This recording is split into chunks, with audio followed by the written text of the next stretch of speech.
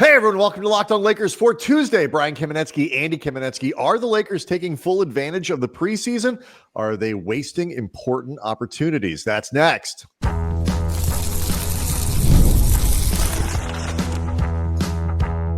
You are Locked On Lakers, your daily Los Angeles Lakers podcast, part of the Locked On Podcast Network, your team every day.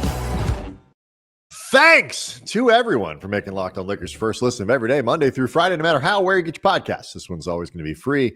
Never, Andy, behind a paywall. Nobody likes those. Locked On Lakers on YouTube is where we're going to hang out with over 36,000 subscribers to the channel.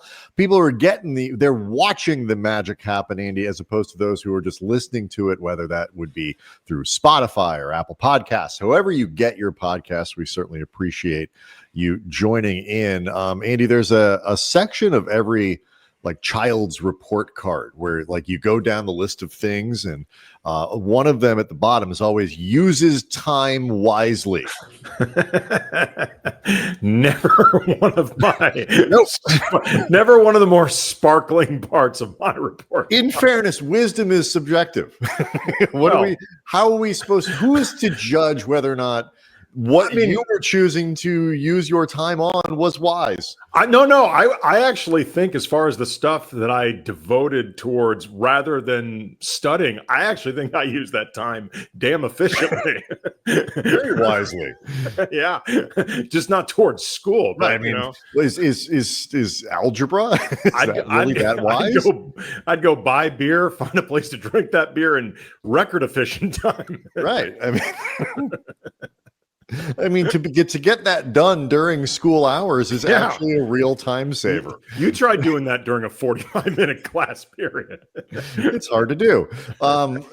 So that is a question that we are bringing up today because we saw, and there's a lot of LeBron stuff that's been written, which we'll get to over the very interesting stuff looking at the Lakers in the future and LeBron and all that kind of stuff. Timelines, Andy, people are talking about timelines. Is there one timeline or two timelines the Lakers are on? Bobby Marks writing about that for ESPN, noting that. But we will get to all those things. Plus, LeBron also is either retiring or advertising. We will explain that. Let's not rule out the possibility of both. Yeah, it's true. So we will explain what we mean by that before the end of the show. But you've come full circle though on this notion of using your time wisely. Where before you were like, let's skip class and buy beer. Now you are insisting that the Lakers take full advantage of training camp, and they have not through two preseason to be games. Fair, if I'd been paid tens of millions of dollars to go to school, I'd have been a better student. That's true. I'm actually not sure that's true. I think you'd have just taken the money. No. If it had been contingent on my grades, yes. to get, fair. That's the only way you get paid to do something. If I'd been paid to be a better student, it's a guaranteed contract. I got okay grades without even trying. A little bit of effort for tens of mils, done. All right. So, no Luka in the first two games. No LeBron in the first two games. Austin Reaves sat out. We haven't seen sat out on Sunday, I should say. Marcus Smart is yet to appear in a game. The Lakers play 6 preseason games, which is a heavier load. Normally, teams get in this day and age 4, 5. Nobody plays 6. So they do have a little bit of wiggle room here. We are only through a week of preseason, so of training camp, so there's still some time left before the season opens on the 21st. But you, Andy, are concerned about whether or not the Lakers are, in fact, using their time wisely.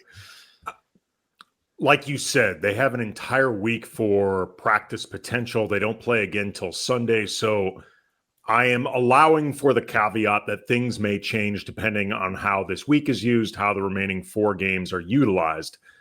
I do have some concerns, though, that whether by choice, whether by circumstances, a combination of both, that the Lakers are thus far not off to a start that I would say is truly maximizing the opportunities in training camp, which is one of the things that both we and they have talked about as one of their big advantages heading into this season, the idea of a full training camp, full preseason with Luka and LeBron and Austin Reaves all to get on the same page with JJ Redick, to all get on the same page with the supporting players, to fully integrate DeAndre Ayton, Marcus Smart, Jake LaRavia, and try to hit the ground running in as maximized a version of yourself as you can reasonably expect in October.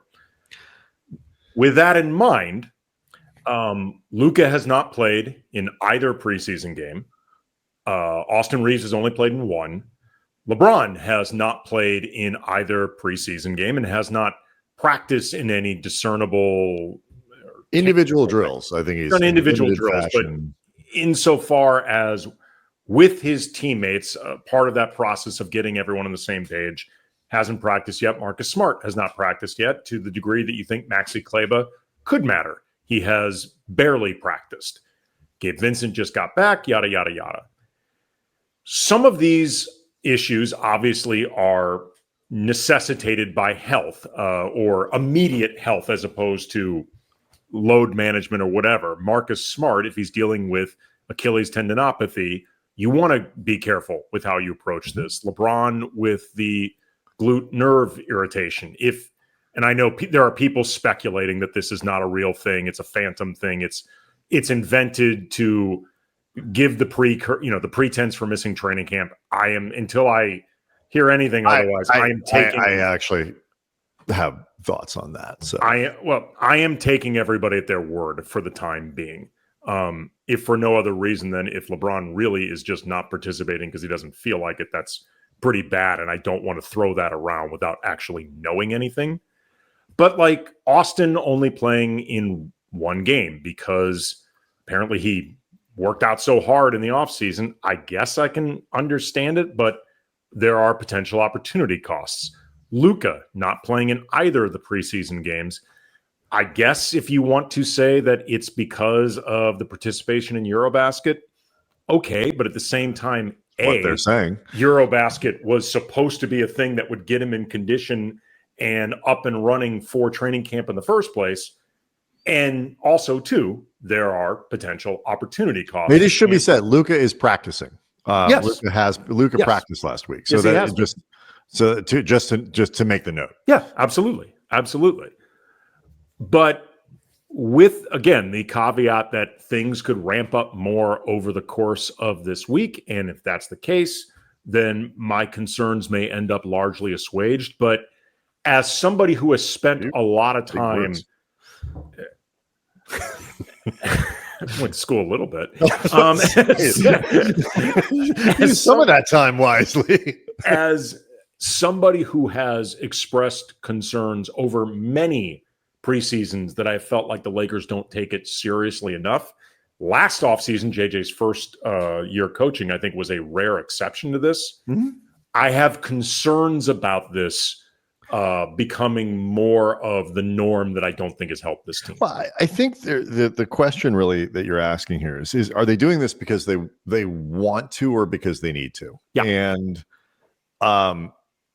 last year, the LeBron thing is a really interesting example to me because if you're going, if you're like you say, are people looking at it like they're making things up? LeBron James doesn't need to make things up. Like, I think this is an injury that if this was, the home stretch of the season and they were, vying for seeding and getting ready for the playoffs, he'd be playing, but it's not. And they made it pretty clear coming into camp that they thought last year at training camp that they overdid it. Mm-hmm. That, in an effort to do exactly what you were saying, like to really get the JJ Redick era off quickly, to make sure everybody's on the same page, to put all of that stuff together, that they went real hard and LeBron went real hard in training camp. And that was great. It was great, but it also, to their minds, was too much. Mm-hmm. And as you want to, sort of keep him at maximum strength and full health and all that, still played, 70 games last year. It wasn't like he wasn't available, but, so I think the answer is it's both. Like, Is he making up the injury? No, because he doesn't need to make up an injury. But I seriously doubt it too. Is it an injury that if it wasn't the first week of training camp, he could play through? I am willing to bet the answer to that question is yes. So we'll, after the break, talk about the other guys, because like this balance of have to versus want to is an interesting one. Plus, what exactly is LeBron teasing on Monday if you're all over social media? We'll get to it next. Locked on Lakers is brought to you by FanDuel. The NFL season is in full swing. FanDuel is making sure you're ready for every kickoff with a can't miss offer. Right now, new customers, you bet just $5. And if your bet wins, you get $300 in bonus bets to spread across the app. So just find something super obvious for the $5 bet. I love that FanDuel fits however you want to bet. Player props, building same game parlay, even jumping in live as the action unfolds. If you're somebody who just sort of has a sense for how fourth quarters are going to shake out, the twists and turns and whatnot, go to FanDuel. It makes every game a little more exciting. Get in on that same the jumping in live as the action unfolds. And whether you're watching the team that you love IRL or just keep an eye on that fantasy lineup, my team's doing very well. You ready to play? Download the FanDuel app right now by visiting FanDuel.com to get started. That's FanDuel.com to place your first $5 bet. If you are anywhere near social media, Andy, you've seen the LeBron tweet, or maybe it's an Instagram post too. It's probably all of them. But it is a tease, Andy, for October 7th, which is today, for those of you listening on the audio, teasing the decision 2, basically. Like the decisioniest decision of all time. But it may not be that straightforward.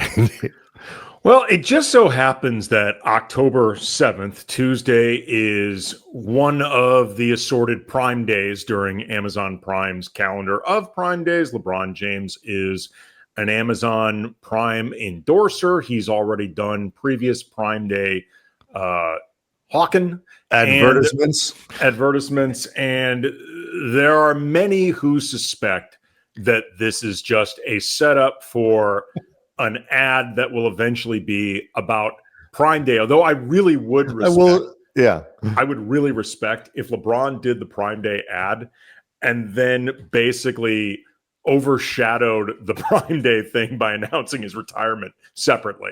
I'm really retiring from basketball so that I can focus on these spectacular deals. Mm-hmm. Maybe there's an offer where, for his last game, he offers you free shipping to get there if you're traveling. You can ship yourself, yes, for free. Yeah, to that game.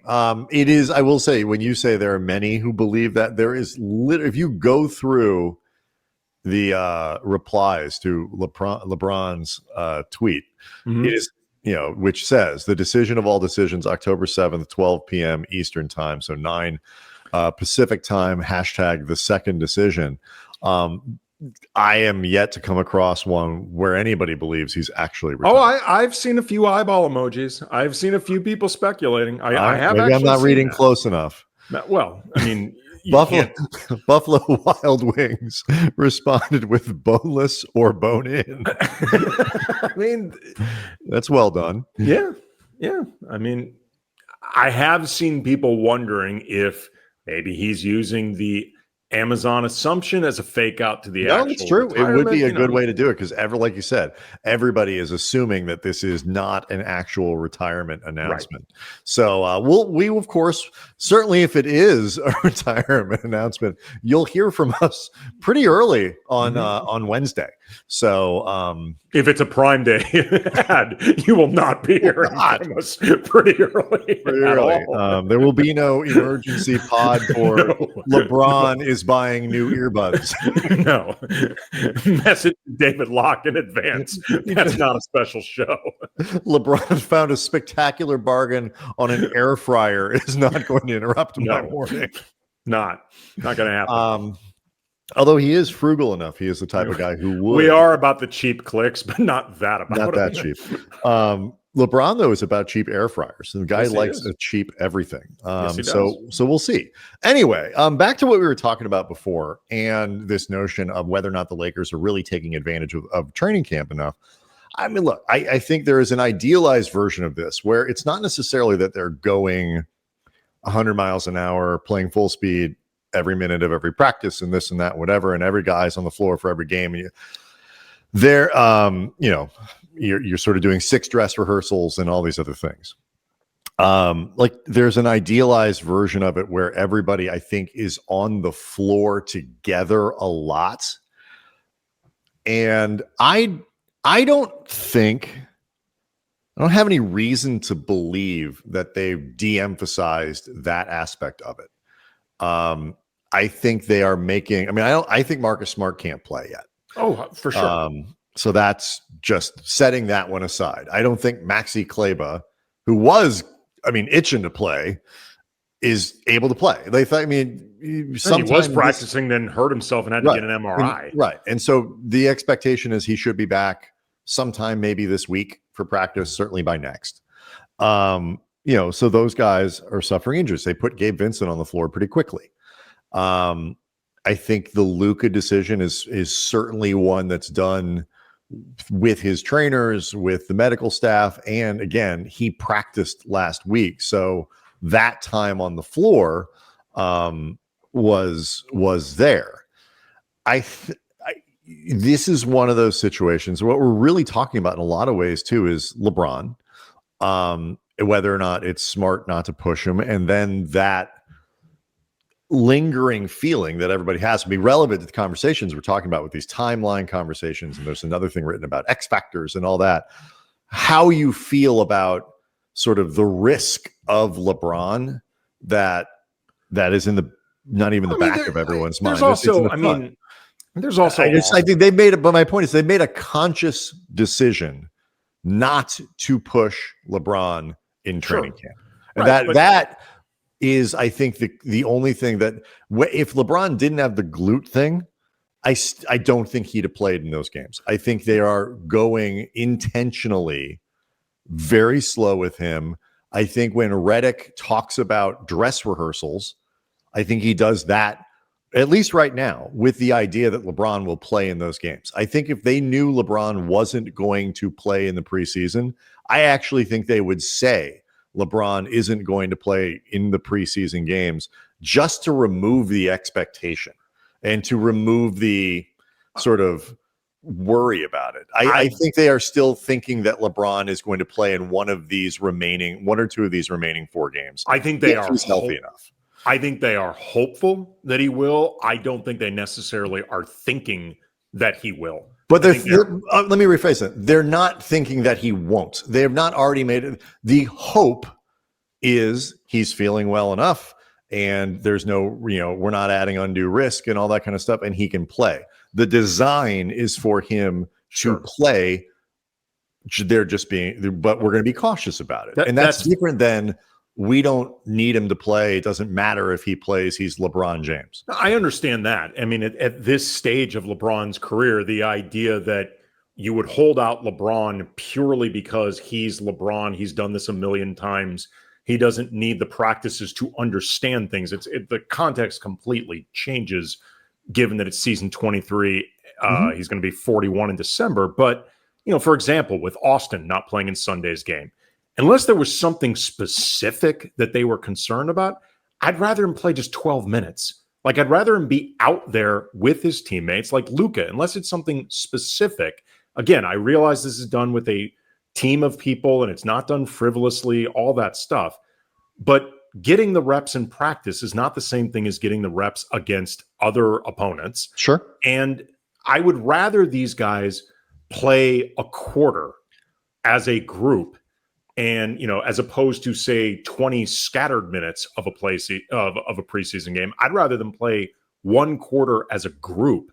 That to me feels like more purposeful and there's more intentionality to it. And again, I said it before, I'll say it again, depending on how this week and then next week's slate of games shake out, my opinion on this may shift, but it is something that I'm flagging right now as a concern, if for no other reason than this franchise has a pretty consistent recent track record of, in my opinion, not capitalizing on preseason opportunities. Yeah, so we'll see. Yeah, I think I don't think they're doing that. I don't think this is them poo-pooing the preseason in ways that I 100% agree with you that they used to do. Where it just wasn't important. Like this is no, we can, I don't know if it's because they felt like they had more formed teams or whatever it might be. I don't think, clearly Redick last year came into the year not thinking that. And I don't think he's revised his philosophy there. But what I do think it reflects is the Lakers aren't the favorite in the Western Conference. They are rightly seen right now as that next sort of in that next tier after your perceived elite couple of teams in the West. And when you are not a favorite, every little bit that raises your ceiling, like if the Lakers got 2% better because they got a little extra reps, and I'm making up numbers here, I think people understand that, but if they just got a little bit, they could raise their ceiling by a couple percentage points with these reps.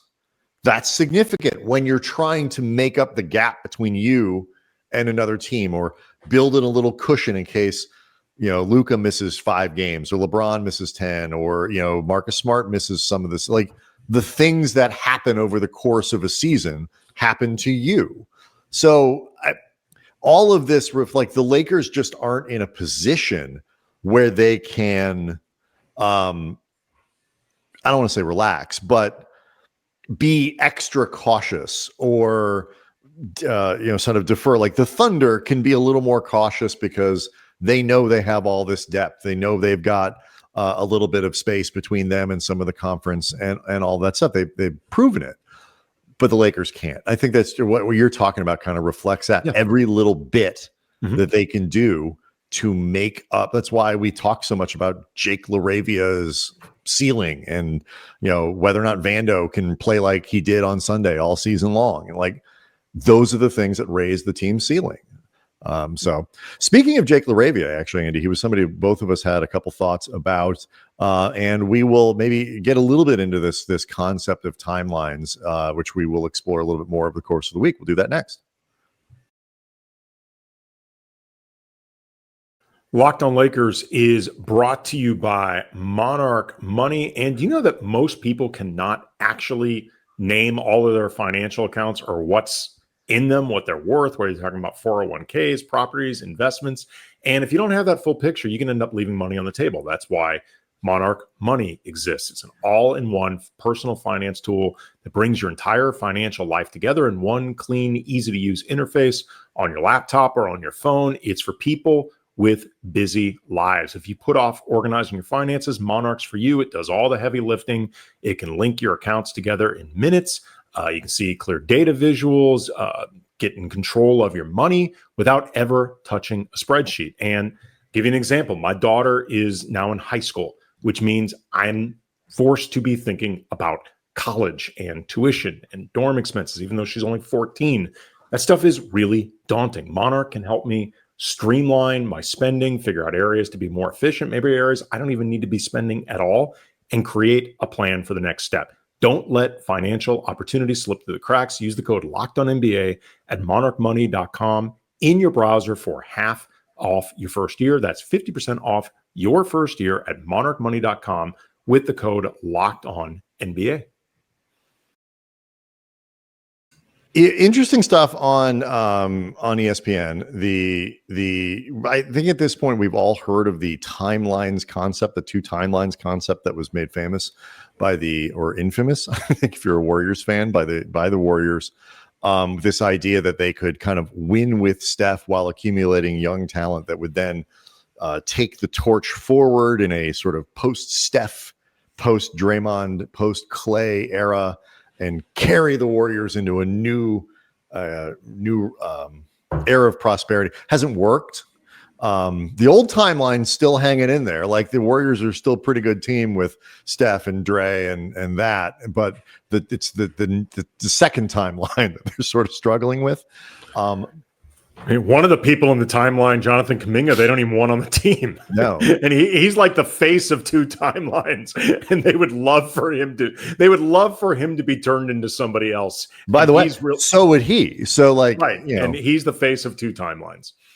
Well, so don't freak out, but Bobby Marks at ESPN has described the Lakers as the epitome of a two-timeline team. Reading here from Bobby, no organization exemplifies the two timelines more than the Lakers. Present is a roster with LeBron James, a 23-year veteran, entering the last year of his contract, and the uncertainty of the future. Besides James, Rui Hachimura, Gabe Vincent, Maxi Kleber, Austin Reaves can all become free agents next summer. The four players, excluding James, give the Lakers over $50 million in expiring contracts. The future is Luka Dončić, who is under contract through at least 27-28, and financial flexibility in the next two off seasons to build around a roster of the generational player, mentioning the off-season money that they have coming up next off-season, and then they have more even the season following. It does note, Bobby Marks does note that Dave McMenamin has written that the Lakers are open to trading for a player on a contract that extends beyond 2026, and then some of the stuff the Lakers can offer. But basically what he is saying is that the Lakers are in a similar situation to the Warriors, that they are a two-timeline team. There's the LeBron Lakers timeline, and then there's the Luka future. I know where I come down on this evaluation of the Lakers roster, but what say you, Andy? I completely disagree with Bobby Marks's framing. I have a lot of respect for Bobby Marks, but I think he is completely mischaracterizing 100% dead wrong? Yeah. Because that is the correct answer. I think he is completely either mischaracterizing or misunderstanding the situation with the Lakers. It's not two timelines. It is essentially two eras, one of which is the LeBron is still here era, and the other one is the LeBron is no longer here era. Right. But they're all part of the same timeline, which is Luka Dončić and a Lakers team that, assuming they are doing this with any rationality and sensibility, they should be looking to compete right now. And, the two timelines thing for the Warriors was because, you had one contingency of Steph and Draymond, and then Klay Thompson, and I don't know if Iguodala was still with them or whatever, but you had that older group, Kevon Looney, this older group of players, Wiggins, win now. We are ready to win right now. Yes. And then you had guys like Kuminga, James Wiseman, Moses Moody, Brandon Pajemski, where it's like we can see some potential in them, and we think maybe they can be foundational pieces moving forward. Because we don't want to have to go through a full, complete rebuild. We think we can transition from one era to the next era without having to do that super awful, painful rebuild that nobody likes. Those guys are good enough to help us win now, but also become good enough to be foundational pieces moving forward when Steph and Dre and a pre-traded Klay Thompson all retire, and this will be seamless. It's turned out that it does not look seamless at all. It's seamful. It's got a lot of many seams. Lots of seams. It's like a baseball. More seams than a baseball. But like Jack Skellington.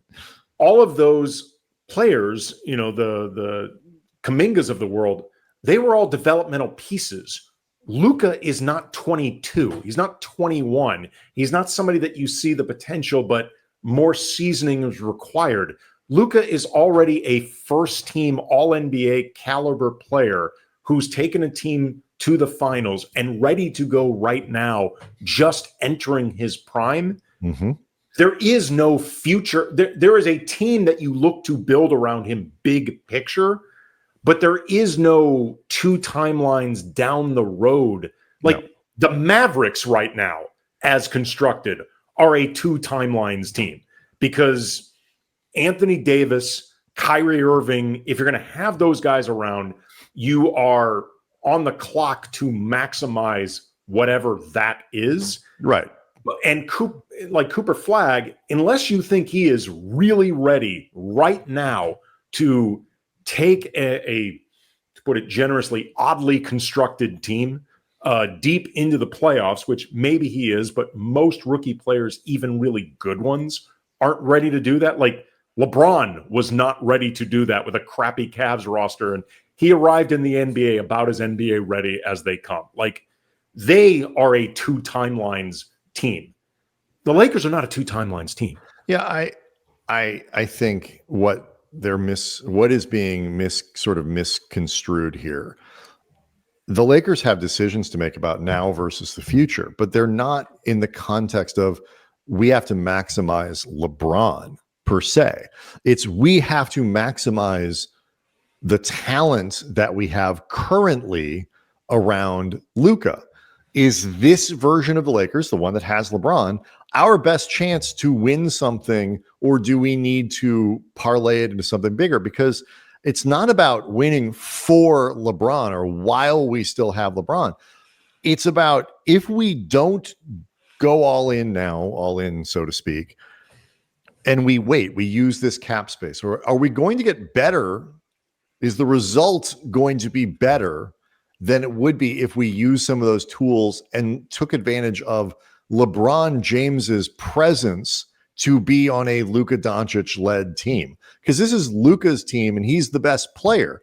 But if you like the post LeBron, the part that always, I think, I'm not talking about you specifically, but I think does get overlooked, and that Lakers fans, especially the ones who want to chase LeBron out the door, really overlook, is when LeBron goes, you have to replace LeBron. Mm-hmm. And it's not like replacing, it's not like the Warriors having to replace Clay, who was a star player, who was an elite player for a stretch of time, but was not by the time he left the Warriors. It's not the Lakers replacing Kobe when Kobe left, because Kobe was an icon, but from a basketball standpoint was very clearly what Kobe's final year, assuming the Lakers cared about the kids, that would have been a two timeline year. Right. But like you had to replace Kobe's presence and you had to replace Kobe's legacy and you had to do all that stuff. But replacing the basketball player at that point wasn't the problem.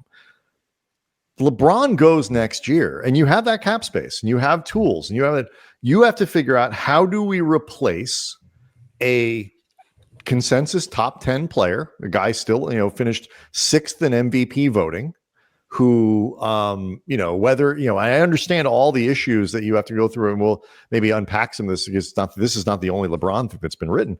Like, there are complications that come with LeBron. I get all that stuff. But he's played 70 games a year the last 2 seasons and has been an all-NBA performer. And you have to replace that if he's gone. And that is the part where you have to decide. It's not about winning for LeBron. It's not about winning on LeBron's timeline. It's Luka wants to win now too. Right. So is this the best opportunity for you to make Luka a winner, or are you going to be better off? Can you build an even better team by being somewhat patient now and then very aggressive over the summer? 2 timelines, at least the way I think it would be rightly explained. 2 timelines is one piece of the timeline is not ready to win right now. And therefore, you are waiting for those players, that entity, whatever, to be ready, while you serve a different piece of a timeline that is. But we don't want to sacrifice those young players, right? So that when this timeline expires, we have to rebuild from scratch. Right. We want to have our cake and eat it too. Right. That's a very different thing from what the Lakers. Luka is ready to win now. How much the Lakers can maximize that and capitalize on it remains to be seen, and they'll evaluate all their options. But it has nothing to do with LeBron. No, as a play, it has to do with LeBron as a talent. Again, it's next to Luka. It's an era, not a timeline. They're 2 very different things. Locked On Lakers on YouTube is where you can go hang out with over 36,000 subscribers to the channel. We will see everyone tomorrow.